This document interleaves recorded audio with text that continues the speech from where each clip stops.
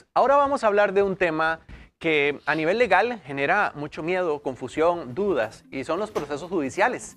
¿En qué caso es que se debe poner pues una demanda o cómo participar de un conflicto en donde tal vez no entendemos este lenguaje del proceso? ¿Qué significa cada etapa del proceso judicial? ¿Cuáles son esos derechos? ¿Qué pasa si no hacemos nada? O bien, ¿cómo entender este proceso para tener la tranquilidad necesaria y que se tomen las mejores decisiones? Para tratar el tema, hoy conversamos con el abogado Ignacio Acuña, quien está acá en Llegó la Hora, para orientarnos mejor sobre este tema de procesos judiciales. Bienvenido, Ignacio, ¿cómo está? Muchas gracias, Dani. Un placer, como siempre, estar aquí y de verdad, muchas gracias por la invitación. Empecemos por entender el proceso. Claro. ¿En qué momento amerita entrar en un proceso judicial? Bueno, amerita entrar en un proceso judicial cuando ya realmente se agotaron todas las opciones y solo queda un camino y es ir a juicio. Ya intentaste hablar con una persona, intentaste que los abogados intentaran conciliar previo a irse a juicio. La tipología, la tipicidad del delito también tiene mucho que ver. ¿Qué tipo de delito estamos hablando? No es lo mismo que me hablen a mí por ejemplo, pasa mucho en las contravenciones cuando, mira, el otro día un cliente que el olor a carne asada se le metía un poquito y ya por eso le iba a ir a entablar un proceso judicial. Ahí evidentemente va a ir a perder plata a los tribunales, ¿verdad? Ahora, si es un tema, a mí me llega a mi oficina un cliente, me dice que lo estafaron con unas propiedades, es una millonada. Yo no le voy a decir, mire, vaya y habla con el estafador y trate de conciliar antes de ir a juicio, ¿verdad? Hay procesos como que requieren mayor atención, quizás por el peso que esto conlleva. Me llamaba la atención eso que usted mencionaba, lo dijo así como entre líneas y yo lo saco, que es el proceso judicial, el tiempo y el desgaste que esto conlleva. En estos procesos que vemos hoy, ya los tribunales están saturados. ¿Cómo hacemos para que realmente alguien diga, bueno, amerita poner este proceso a juicio y realmente voy a obtener el resultado que ando buscando? Entra mucho hablar con el abogado, ver una o dos opiniones y que un abogado te asesore realmente si vale la pena o no. Esto pues viene siendo como, no soy médico, pero vas a donde un médico te va a decir si lo que tenés, qué tipo de tratamiento o qué tipos de tratamientos pueden haber, ¿verdad? Pues es exactamente igual. El abogado debería aconsejarte. El problema en esto, yo tengo estadísticas inclusive de Fiscalía, pero el Colegio de Abogados. Hay que ver el montón de casos donde el abogado, vos me llegas con un problema, esperemos que no tengas ningún problema, pero para que la gente entienda, me llegas con un problema. ¿Qué le interesa al abogado? No generalizo. En esto, antes que me caigan colegas encima, yo no generalizo, ¿verdad?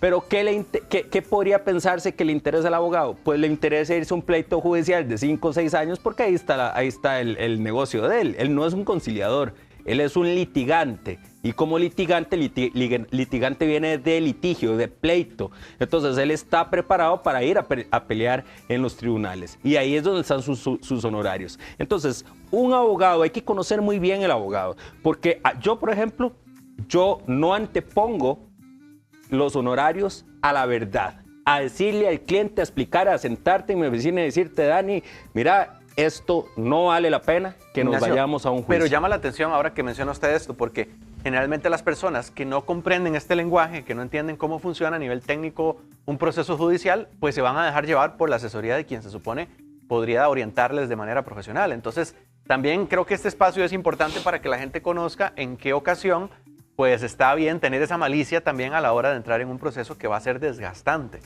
en todo el sentido, emocional y económico. Claro. Y de tiempo. Yo siempre les digo que cuando vayan a entrar o están pensando en un pleito judicial, pidan 2 asesorías, o sea, vayan a donde 2 abogados, porque como 2 opiniones. 2 opiniones, porque uno te puede decir, vamos a la guerra, vamos. ¿Por qué? Porque lo que quiere es simplemente los honorarios. No se está poniendo como humano a querer resolverte el problema.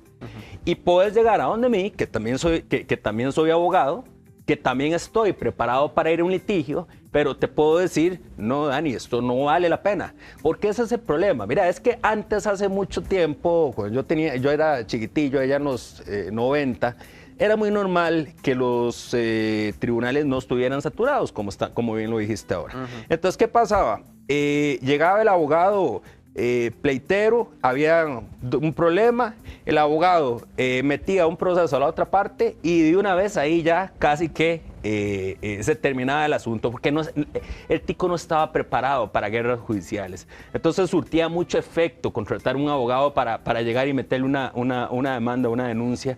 Hay diferencias entre demanda y denuncia, pero eso es otro tema. Ahora no, ahora vos llegás con un abogado, le metes un proceso a otra persona, la otra persona va y consigue otro abogado y se fueron a juicio. Ya no es como antes. Ignacio, en algún momento, si usted inicia el proceso con un abogado, no lo puede cambiar. Sí, claro. Sí se puede. Sí se puede. El problema es que ya te trae muchos dolores de cabeza, porque ya entonces tenés que pedirle la renuncia, ya entonces si el abogado se te pone en que le debes plata, entonces tenés que primero cancelarle, y si muchas veces pasa que dice, no, ya yo le pagué, lo que pasa es que usted me está sacando un cobro nuevo, y hay que irse entonces a denunciarlo al colegio de abogados y poner a otro abogado, te va a cobrar casi que desde cero. Entonces, sí se puede cambiar el abogado, pero lo ideal es no irse a los tribunales. Imagínate, Dani, y personas que nos ven, el Poder Judicial está tardando, que usted no lo crea, 480 días por resolver un documento. Cuando digo un documento, yo no estoy hablando de un proceso, que ya se sabe que tarda años. Estoy hablando de un documento. Ahora imagínate cuánto puede estar tardando el Poder Judicial para resolver un caso. Estamos hablando 8. Bueno, yo acabo de ir a una audiencia donde era del 2011. Ahora, Ignacio, me llama la atención también porque podríamos mencionar algunos de esos errores comunes que se dan cuando se enfrenta por primera vez un proceso judicial con esto que usted menciona, con estas características. El error más común es que no se le asesora al cliente sobre la cantidad de tiempo ni la cantidad de dinero que va a enfrentar. Eso es como que yo te diga, mira, Dani, vamos a ir a Chirripó el fin de semana. Vos sabes que es cansado, vos sabes que difícil, que fácil no va a ser, pero una cosa es estar ahí. Y ya entonces vos decís en qué momento me meto. Yo he tenido personas que me han dicho, mire, yo sabía que iba a tardar años. Yo sabía que un proceso judicial iba a tardar años. Pero si yo hubiera sabido tantos años y tanta plata y tanto desgaste mental de estar en la noche recibiendo notificaciones judiciales, de que te llame el abogado, que tal trámite fracasó, que ahora hay que ir a otro escenario, eso no se lo deseo a nadie. Realmente que uno, porque está preparado y porque es el pan de uno y ya uno está, y aún así los abogados padecemos, al menos yo, unos estrés, ¿verdad? Que ni te digo. Me llama la atención eso también, porque hay momentos donde dentro del proceso alguien puede decir, ¿qué pasa si estoy en un proceso y pierdo? ¿Qué es lo que me ocurre? Porque entonces, de alguna manera, tengo que esperar a saber si me fue bien o me fue mal. Bueno, hasta eso.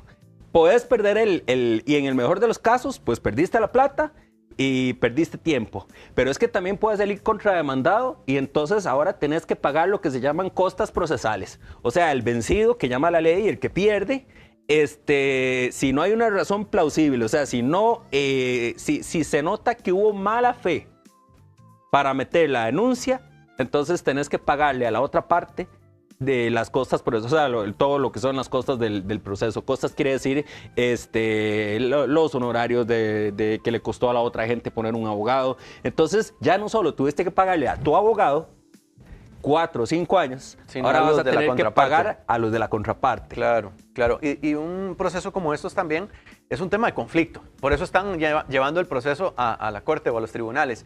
¿Qué pasa cuando en alguna de las partes decimos no se quieren poner de acuerdo? Alguien sale perdiendo, porque usted decía ahora, mejor ponerse de acuerdo o mejor evitar entrar en el proceso. Pero si alguna de las partes no quiere acordar nada, no quiere conciliar. Ahí yo le diría al televidente, ¿por qué no quiere la otra persona? Porque te digo que muchas veces yo sí sé por qué no quieren, por un tema de ego. Porque muchas veces cuando los ánimos están candentes y están previos a irse a un proceso judicial, los ánimos están muy candentes y hay mucho ego. Entonces, no, yo le voy a meter una denuncia para asustarlo, porque a uno se lo dicen, Dani. A uno le dicen, mire, yo es para asustarlo nada más. Entonces, ahí entra también la pericia de los abogados, sobre todo los que tenemos acreditaciones en resolución alternas de conflictos, en RAC, la pericia de nosotros. Mira, yo con este apartito, con un teléfono, y en 5 minutos he resuelto un pleito que otro colega con 10 años de expediente no lo ha logrado resolver. Tiene que haber voluntad, definitivamente. Tiene que haber voluntad, por eso te digo, ya uno como abogado sabe cómo entrarle a la otra parte y uno ya está preparado para saber si no hay voluntad del todo y por qué es que no hay voluntad. Porque a mí que no me digan que es que simplemente, a mí me dicen, no, es que yo no quiero, me dijo que no tenía voluntad. ¿Por qué? O sea, hay que ver qué razones manifiesta para no tener voluntad. ¿Por qué es que no quiere conciliar?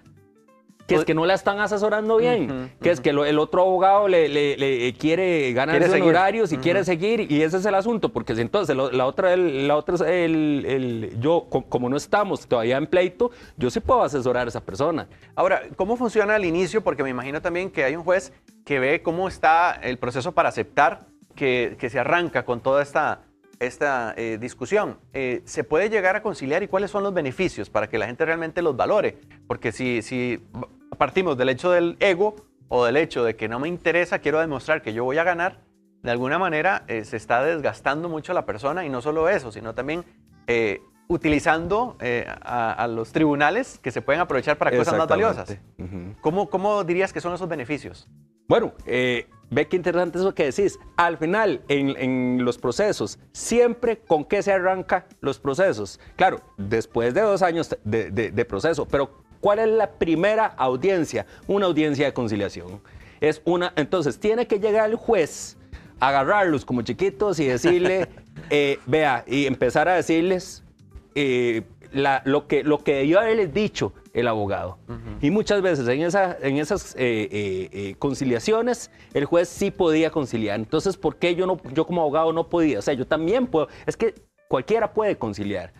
Es simplemente tener la preparación, porque si yo tengo un problema judicial, yo no le voy a decir a una persona que no tiene ninguna preparación en conciliar, yo no le voy a decir al vecino, mire, vaya, hábleme porque más bien me puede meter pero se supone que los abogados sí tenemos que estar preparados para conciliar. Los jueces también tienen mucha preparación para conciliar, por eso muchísimas veces, más bien hay jueces que se pasan de conciliadores y más bien no quieren ir a juicio. Y lo ves en las audiencias que más bien casi que no quieren ir a juicio, ¿verdad? ¿Puede hacer de alguna manera presión el juez con ese tema? Sí, ese es todo un tema que se ha manejado muchas veces, sí, ha habido muchísima presión por parte de los jueces, pero ya es un tema de que pues muchas veces es porque quieren quitarse trabajo, porque saben que están saturados, porque tienen 10,000 audiencias por delante y entonces ven que el caso sencillamente no va a llegar a mucho y entonces fuerza a las partes a conciliar, pero eso tampoco es bueno, porque ya tiene que ser la autonomía de las partes, y yo como juez,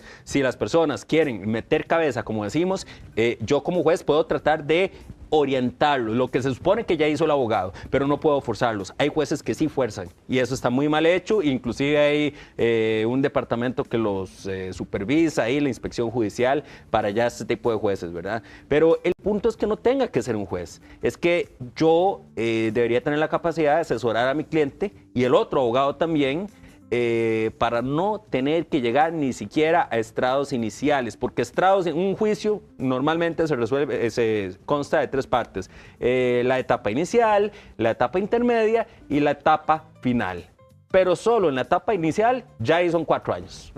Ignacio, también yo creo que es algo de lo que lamentamos mucho, que estén saturados, por supuesto, los tribunales y estos casos judiciales, pero ¿podemos tener un poquito de esperanza en el sistema?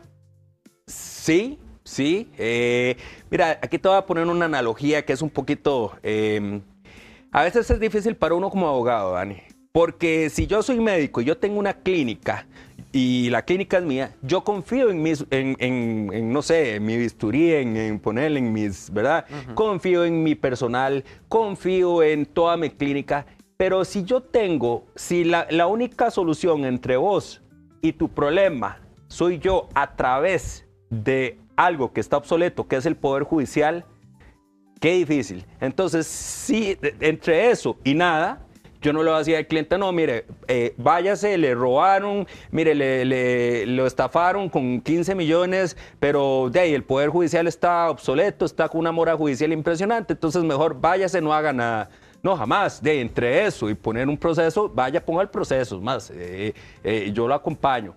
Pero el punto es que cuando tenés algo obsoleto, algo que no sirve, tiene que ser la última ratio, tiene que ser lo último de lo último de lo último. Ya no se quiere conciliar, no hay voluntad, el delito no, casi que no lo permite. Entonces, en ese caso, pues habrá que ¿cómo se llama? Intentarlo.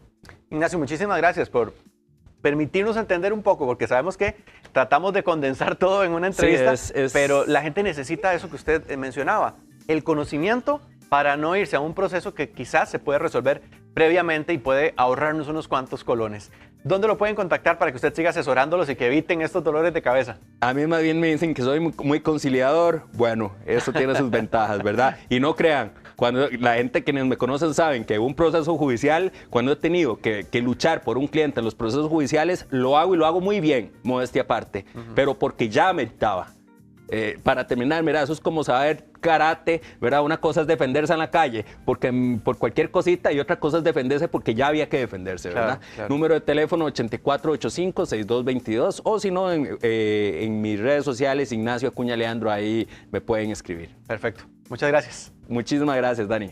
Esto es Llegó la